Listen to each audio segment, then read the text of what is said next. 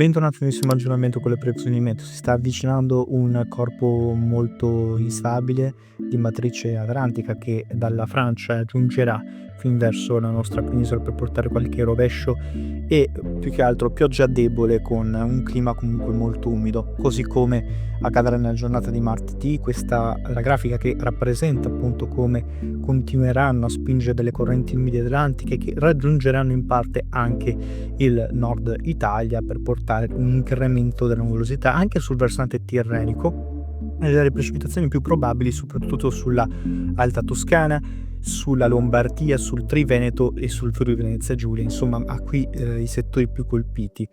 Principalmente verrà colpita la Liguria. A partire dalla mattinata di martedì assisteremo al peggioramento atteso, di conseguenza un incremento delle precipitazioni che andranno poi ad assistere tutto quanto il versante del nord-est, in modo particolare abbiamo detto le basse pianure, ma in generale anche il Friuli Venezia Giulia, con delle nevicate che si attesteranno comunque sopra i 2000 metri, purtroppo causa il rialzo termico e l'umidità.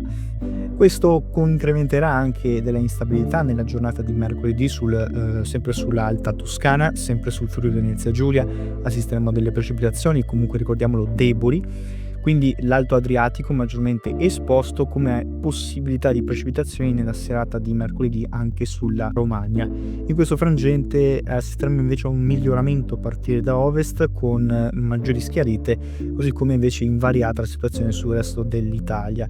Lo vediamo anche dalla grafica che dimostra appunto come mercoledì assisteremo a una rimonta anticiclonica a partire dall'Europa occidentale, che poi come vedete si continuerà ad intensificare a partire da giovedì, espandendosi sempre più verso il nord dell'Europa, consentendo cosa? Consentendo il movimento di questo ciclone che si andrà a formare sul nord-est dell'Europa, quindi sull'Europa centro-orientale. Questa perturbazione, dopo aver interessato l'Inghilterra in questi giorni, si dirigerà poi sempre più verso i Balcani e il versante adriatico. Perché?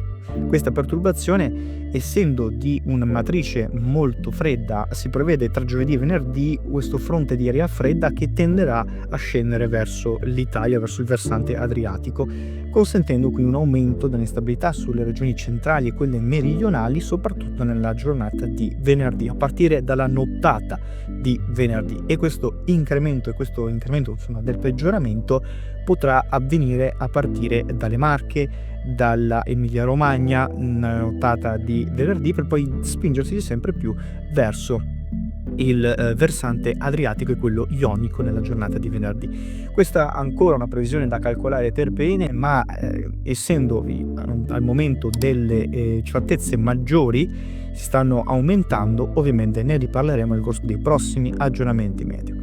Grazie per la visione, seguiteci sempre per notare dei prossimi contenuti.